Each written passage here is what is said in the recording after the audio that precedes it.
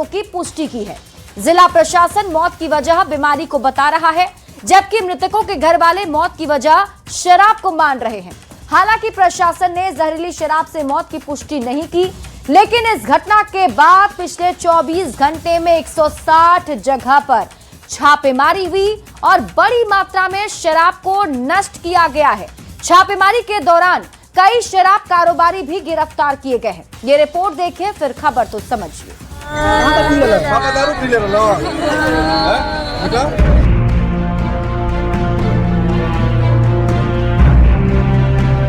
ये वो बदनसीब घरवाले हैं जिनके अपनों को शराब की लत ने लील लिया।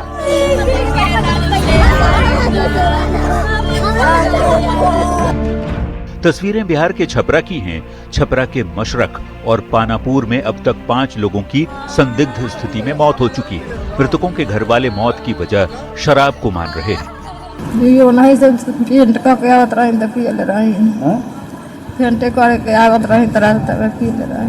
जिला प्रशासन 5 तो नहीं लेकिन 4 मौतों की पुष्टि जरूर कर रहा है। ये अलग बात है कि मौत की वजह शराब नहीं बल्कि बीमारी बताई जा रही है। इन सभी केसेस को हम लोग बहुत ही सूक्ष्मता से देख रहे हैं और लगातार शराब की जब्ती के लिए और पुलिस के द्वारा और एक्साइज की टीम के द्वारा संयुक्त रूप से अभियान चला करके कार्रवाई की जा रही है। अब एक और तस्वीर देखिए। अस्पताल के बेड पर पड़े ये वो 5 लोग हैं जो खुद बता रहे हैं कि उन्होंने शराब पी और जब आंख की रोशनी जाने लगी तो डर कर अस्पताल पहुंचे। बुधवार की शाम के आंख में धुंधलापन दिखाई दे, फिर तनी सब वो दिन कम दिखाई दे, आज बढ़ा। शराब की वजह से आंख की रोशनी गवा चुके मिंटू की पत्नी का आरोप है कि कहने को शराबबंदी है, लेकिन यहाँ लोग तो थैले में शराब लेकर घूम घूम कर बेचते हैं। हाँ बन रही तो जाके पिएबे करी, तो इतना लोग मरबे करी जाके। हाँ 3-4 आदमी मर गइल बा। खैर, संदिग्ध स्थिति में हुई मौतों को जिला प्रशासन भले ही अभी बीमारी से हुई मौत बताने में जुटा हो, दूसरी ओर मृतकों के घर वालों के बयान के आधार पर लगातार छापेमारी भी की जा रही है। सारण के डीएम वैभव श्रीवास्तव ने बताया कि पिछले 24 घंटे में 160 जगहों पर छापेमारी की गई और बड़ी मात्रा में शराब को नष्ट भी किया गया और शराब कारोबारी गिरफ्तार किए गए। जबकि सारण के एसपी कह रहे हैं कि एसआईटी गठित कर दी गई है और कार्रवाई भी की जा रही है। देखिए, हम लोग इसमें जांच कर रहे हैं, जैसा कि मैंने बताया आपको कि एसआईटी। संदिग्ध स्थिति में हुई मौत के बाद जिला प्रशासन एक्शन में है। छापेमारी और कार्रवाई की जा रही है। सवाल है, जहरीली शराब कांड के लिए कौन जिम्मेवार है? शराबबंदी के बाद भी कैसे बन रही शराब? शराब बनने की जानकारी पुलिस को क्यों नहीं रहती? आखिर थाना इंचार्ज की जवाबदेही का क्या हुआ? न्यूज़ 18 के लिए छपरा से संतोष गुप्ता के साथ ब्यूरो। अब शराबबंदी वाले बिहार में अगर जहरीली शराब से मौत होती है तो सवाल तो उठेंगे। शराबबंदी में शराब से मौत वाली खबर को आप समझिए। देखिए, बिहार में अप्रैल 2026 से पूर्ण शराबबंदी लागू है। मतलब कि पिछले 10 साल से बिहार में शराबबंदी लागू है। 2016 में नीतीश कुमार ने शराबबंदी कानून वो लेकर आए थे, लागू किया गया था और पिछले 10 सालों से बिहार में शराबबंदी कानून लागू है। शराबबंदी के इन 10 सालों में 190 लोगों की मौत की पुष्टि प्रशासन की ओर से पिछले साल तक की जा चुकी है। हालांकि लोग मानते हैं कि आंकड़ा इससे ज्यादा है। सबसे ज्यादा शराब पीने से संदिग्ध स्थिति में मौत सारण, सिवान, गया, भोजपुर, बक्सर और गोपालगंज जिलों में हुई है। संदिग्ध मौतों के बाद उठते सवाल को आप समझिए। आखिर शराबबंदी में शराब से मौत कैसे हो रही है? यानी शराबबंदी लागू है तो लोगों के पास ये जहरीली शराब कैसे पहुंच रही है? क्योंकि 2016 में बिहार में शराबबंदी लागू की गई। शराबबंदी को लेकर हर कोशिश की गई, लोगों में जागरूकता फैले, इसके लिए जागरूकता अभियान चलाया गया। चौकीदार से लेकर थाना अध्यक्ष तक की जिम्मेदारी तय की गई। जिस पंचायत में शराब मिलेगा वहां का चौकीदार इसके लिए जिम्मेदार होगा, यह कहा गया। जिस थाने में शराब मिलेगी वहां का थाना अध्यक्ष जिम्मेदार होगा, यह भी तय किया गया। लेकिन आरोप है कि जहरीली शराब पीने से मौतें हुई हैं। ऐसे में सवालों से खबर को समझिए। सवाल ये कि अगर गांव में शराब बन रही थी तो चौकीदार को खबर क्यों नहीं थी? अगर चौकीदार को शराब की खबर थी अगर वो जानते थे तो चौकीदार ने इसकी सूचना पहले क्यों नहीं दी? अगर थाना क्षेत्र में ये जहरीली शराब जो है बन रही थी तो थानेदार को इसकी जानकारी क्यों नहीं थी? सवाल यह भी है कि अब तक शराब को लेकर थानेदार ने क्या किया? शराब के धंधेबाजों पर क्या कार्रवाई हुई है? क्योंकि लाख दावों के बावजूद समय समय पर शराबबंदी में शराब से मरने की खबरें आ ही जाती है। अभी छपरा की बात करें तो अपडेट यह है कि संदिग्ध स्थिति में 5 लोगों की मौत हुई है, लेकिन प्रशासन ने 4 मौत की पुष्टि की है।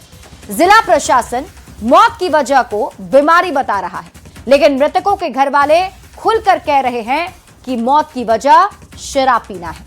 अब पूरी तरह स्थिति तब साफ हो पाएगी जब पोस्टमार्टम रिपोर्ट आएगी और उससे पता चलेगा कि आखिर मौतें क्यों और कैसे हुई हैं। और इसीलिए सभी को इंतजार अब पोस्टमार्टम रिपोर्ट का है। बढ़ते हैं आगे और बात अगली खबर की।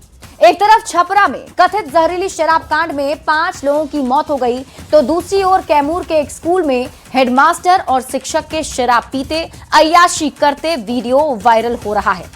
सवाल है कि स्कूल को कोई मैखाना कैसे बना सकता है और ऐसे शराबियों के बारे में पुलिस और विभाग को पहले से सूचना क्यों नहीं थी?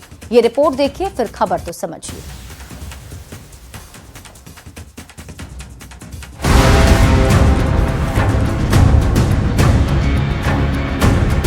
ये शराबबंदी वाला बिहार है, जहां हाथ में मछली लेकर लड़खड़ाते मास्टर साहब दिख रहे हैं। नाम है अशोक कुमार। भभुआ के पैया स्कूल के हेडमास्टर अशोक कुमार पर आरोप है कि ये हर दिन स्कूल में शराब पीकर आते हैं और नशे में टल्ली होकर अजीब हरकतें करते हैं। आप खुद भी देख लीजिए। आप ऐसे क्यों कर रहे हैं?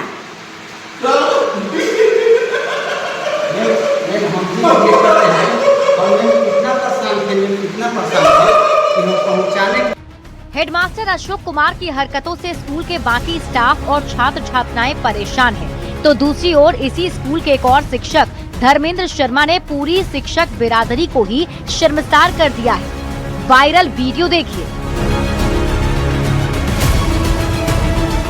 स्कूल के शिक्षक धर्मेंद्र शर्मा पर आरोप है कि वो 1 नंबर के अय्याश हैं और शिक्षा के मंदिर में रात में मछली और शराब की पार्टी करते हैं, बार बालाओं को बुलाते हैं और रात भर अश्लील डांस कराने के साथ शर्मसार करने वाली हरकतें भी करते हैं। पूरे मामले में जिला शिक्षा पदाधिकारी से जब सवाल पूछा गया तो उन्होंने मामला संज्ञान में आने पर जांच कराकर कड़ी कार्रवाई का भरोसा दिलाया है। अगर इस तरह का है तो ये बहुत ही गंभीर मामला है और हम लोग इसको जो है बहुत ही गहन इसकी जांच करवाएंगे और उस पर हम लोग उचित जो है कानूनी और जो है विधि सम्मत करवाएंगे। सवाल है कि शिक्षा के मंदिर को मैखाना कैसे बना सकता है कोई? शराबबंदी है तो शिक्षक के पास शराब कहां से आई? स्कूल में ऐसी हरकत तो क्या पढ़ाएंगे ये बेशर्म शिक्षक? अय्याश शिक्षकों की अब तक शिकायत क्यों नहीं आई? इन बेशर्म शिक्षकों के खिलाफ कार्रवाई कब होगी? न्यूज़ 18 के लिए कैमूर से अभिनव कुमार सिंह के साथ ब्यूरो रिपोर्ट। तो शराबबंदी में शर्मसार करती शिक्षकों की ये करतूत को अब आप समझिए। स्कूल को विद्या का मंदिर कहा जाता है। एक ऐसा स्कूल ऐसा विद्या का मंदिर है जहां जो बच्चे हैं वो पढ़ाई करने जाते हैं और शिक्षकों को भगवान के बराबर दर्जा है। कैमूर के 2 शिक्षकों ने शर्मसार किया है, शिक्षा के मंदिर को कलंकित किया है। कैमूर के पैया स्कूल का ये मामला बताया जा रहा है। पैया स्कूल के ही 2 शिक्षकों पर ये आरोप लगा है। ये दोनों शिक्षक इसी स्कूल के हैं। हेडमास्टर अशोक कुमार हैं, जिनका वीडियो सोशल मीडिया पर वायरल हो रहा है, और इसी स्कूल के एक और शिक्षक हैं जिनका नाम धर्मेंद्र शर्मा है, उनका भी वीडियो वायरल है। हेडमास्टर अशोक कुमार पर आरोप है कि शराब पीकर स्कूल आते हैं और शराब के नशे में अजीब हरकतें करते हैं। हरकतों से बाकी स्टाफ और छात्र परेशान हैं। छात्राओं से मिड डे मील बनवाते हैं। अब पैया स्कूल के शिक्षक धर्मेंद्र शर्मा पर क्या आरोप है वो भी जान लीजिए। 1 नंबर के अय्याश होने का इन पर आरोप है। मछली और शराब की पार्टी करते हैं और डांसरों के साथ अश्लील हरकत करते हैं। डांसरों के साथ अश्लील हरकत करता हुआ उनका वीडियो भी वायरल हुआ है। अब आप सवालों के जरिए खबर को समझिए। शराबबंदी है तो शिक्षक के पास शराब कहां से आई? सवाल ये भी कि स्कूल में मछली और शराब पार्टी कब से चल रही थी। शिक्षा के मंदिर को मैखाना आखिर कैसे बना सकता है कोई। स्कूल में ऐसी हरकत तो क्या पढ़ाएंगे ये शिक्षक। अय्याश शिक्षकों की अब तक शिकायत क्यों नहीं आई और शर्मनाक करतूत पर शिक्षा विभाग कब तक मौन रहेगा। इन बेशर्म शिक्षकों के खिलाफ कार्रवाई कब होगी। इनकी हरकतों के लिए क्या कोई इन्हें सजा मिलेगी। ये वो तमाम सवाल हैं जो इस वीडियो के सामने आने के बाद उठ रहे हैं। बढ़ते हैं आगे और बात अगली खबर की। ईरान इजराइल युद्ध की गूंज अब भारत के किचन तक सुनाई देने लगी है। सोशल मीडिया पर गैस सिलेंडर की किल्लत की खबरों ने लोगों को डरा दिया है। कई जगह लोग सिलेंडर लेकर एजेंसियों के बाहर पहुंच रहे हैं, तो वहीं कुछ डीलर की कालाबाजारी ने परेशानी और बढ़ा दी है। लेकिन प्रशासन की अपील है कि अफवाहों से बचना है और घबराना नहीं है। ये रिपोर्ट देखिए, फिर खबर तो समझिए।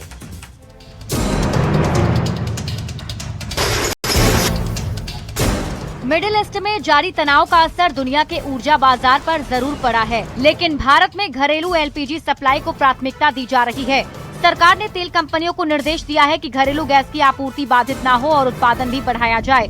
इसके बावजूद कई शहरों और कस्बों में अफवाहों की वजह से लोगों में डर का माहौल बन गया है। सोशल मीडिया पर गैस खत्म होने की खबरों के बाद लोग जल्दी सिलेंडर बुक करने लगे। इस घबराहट का फायदा उठाकर कुछ डीलरों द्वारा कालाबाजारी और ज्यादा दाम लेने की शिकायतें भी सामने आई हैं। आपूर्ति में कहीं कोई किल्लत नहीं है, दिक्कत नहीं है। पैनिक होकर के बुकिंग या जहां जरूरत नहीं है गैस रिफिलिंग के प्रयास की आवश्यकता बिल्कुल नहीं है। बिल्कुल संयम रखना है। सिचुएशन नॉर्मल है, आपूर्ति में कहीं कोई दिक्कत नहीं है। नवादा में लोगों की परेशानी बढ़ गई। गैस समय पर बुक नहीं होना और वेंडर की तरफ से गैस नहीं पहुंचाना लोगों के लिए अब भारी पड़ता जा रहा है। सीतामढ़ी में भी रसोई गैस संकट से हाहाकार मचा है। सिलेंडर के लिए सुबह से ही लोगों की लंबी कतारें लग रही हैं, तो वहीं डीएम ने लोगों से अपील की कि वे जरूरत के हिसाब से ही गैस बुक करें और किसी भी अपुष्ट खबर पर भरोसा न करें। ईरान इजराइल युद्ध का असर दुनिया भर के तेल बाजार पर जरूर है, लेकिन भारत में घरेलू गैस की सप्लाई बनाए रखने के लिए सरकार और प्रशासन अलर्ट है। इसलिए घबराने के बजाय सतर्क रहें, अफवाहों से बचें और कालाबाजारी करने वालों की जानकारी प्रशासन तक जरूर पहुंचाएं। Bureau report, news 18।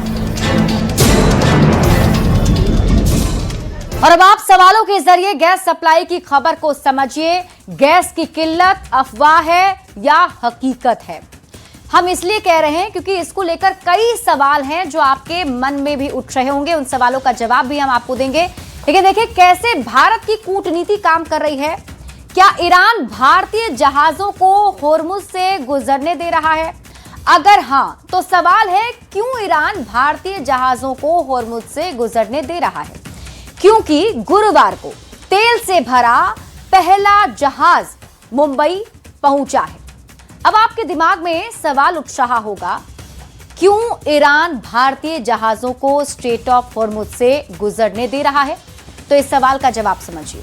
पहला कारण है शीर्ष स्तर पर सीधा संवाद।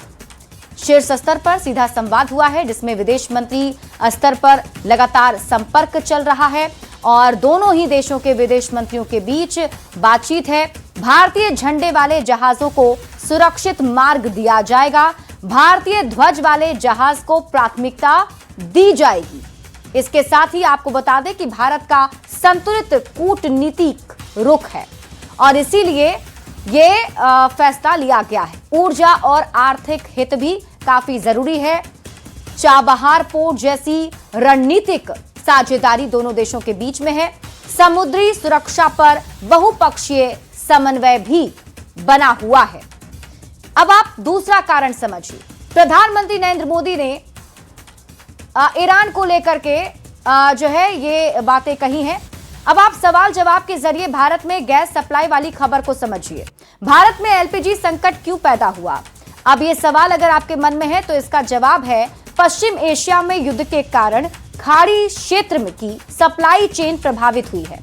स्ट्रेट ऑफ होर्मुज में तनाव, शिपिंग जोखिम बढ़ने से एलपीजी की वैश्विक सप्लाई पर असर पड़ा है। अब सवाल है, क्या भारत में एलपीजी खत्म हो रही है? अब आप खबर तो समझिए, इसका जवाब है नहीं। घरेलू एलपीजी की सप्लाई जारी है, लेकिन दबाव बढ़ा है। सरकार ने घरेलू उपभोक्ताओं को प्राथमिकता देने के निर्देश दे दिए हैं। अब सबसे ज्यादा असर किस पर पड़ा है, यह भी सवाल आपके मन में होगा। तो इसका जवाब है hotel, restaurant, catering sector, commercial LPG की सप्लाई सीमित कर दी गई है और इसी वजह से इन क्षेत्र में ज्यादा असर देखने को मिल रहा है। कमर्शियल एलपीजी की उपलब्धता अभी कितनी है? इस सवाल का जवाब है औसत मासिक जरूरत का करीब 20% कमर्शियल एलपीजी देने का फैसला लिया गया है। अब सबसे बड़ा सवाल, जिसके लिए आप भी परेशान हैं, सवाल ये, क्या घरेलू एलपीजी की सप्लाई पर असर पड़ेगा? तो जवाब है आम लोगों पर असर कम करने के लिए घरेलू एलपीजी सप्लाई को प्राथमिकता सरकार ने दिया है। होटल और रेस्टोरेंट कैसे काम चला रहे हैं, यह भी सवाल आपके मन में होगा।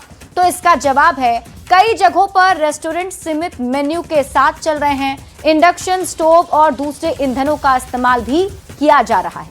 सरकार इस संकट से निपटने के लिए क्या कर रही है? तो खबर तो समझिए, वैकल्पिक देशों से एलपीजी आयात बढ़ाने की कोशिश की जा रही है और सप्लाई चेन की निगरानी की जा रही है। घरेलू उत्पादन को बढ़ाया जा रहा है। पेट्रोलियम और पर्यटन मंत्रालय के बीच समन्वय बन रहा है। अब सवाल है, यह संकट कब तक रह सकता है?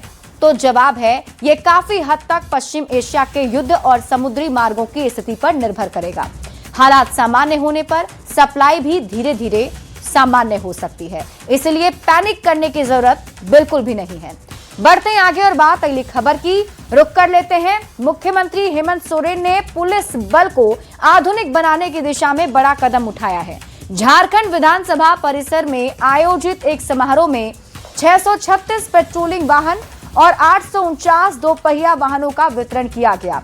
सीएम ने दावा किया कि 25 साल पूरे कर चुके झारखंड के सफर में पुलिस आधुनिकीकरण की दिशा में एक मील का पत्थर है। ये रिपोर्ट देखिए, फिर खबर तो समझिए।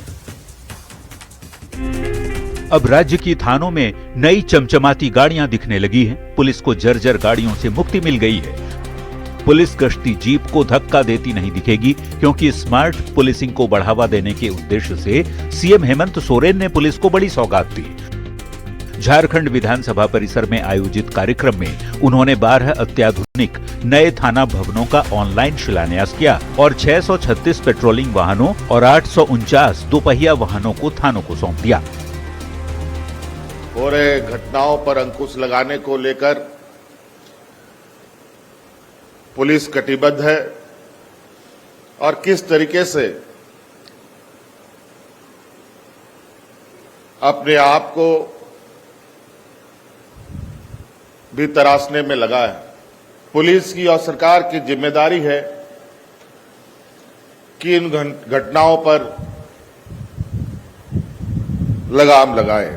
उसी कड़ी में घटनाओं में तेजी से अंकुश लगाने हेतु बड़े पैमाने पर वाहनों का लोकार्पण हो रहा है। 4 व्हीलर गाड़ी भी हैं, 2 व्हीलर गाड़ी भी हैं। सरकार का दावा है कि इन वाहनों से अपराध पर लगाम लगेगी और जनता को सुरक्षा का बेहतर एहसास होगा। पुलिस अधिकारियों का कहना है कि दूर दराज इलाकों तक पहुंच अब आसान होगी। न्यूज़ 18 के लिए रांची से निरंजन सिंह की रिपोर्ट।